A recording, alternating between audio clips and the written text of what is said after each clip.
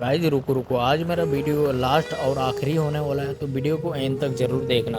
ऐसा मैं क्यों बोल रहा हूँ, चलो डिटेल में बताता हूँ। सबसे पहले ये देखो, 113 वीडियो पोस्ट करने के बाद मुझे कितना फॉलोअर मिला। अगर मैं फॉलोअर का बात करूँ तो ओनली 55, व्यूज का बात करूँ टोटली तो 32,900। तो मुझे यहाँ पे लग रहा है मैं day to day 3 video upload करके मैं अपनी टाइम पास कर रहा हूँ। तो मेरा पास इतना टाइम नहीं है, मुझे बहुत कुछ करना है। तो इसलिए मैं सोच रहा हूँ जो day to day 3 video upload करने का चैलेंज है उसको मैं क्लोज करूँ, यहीं पे स्टॉप करूँ।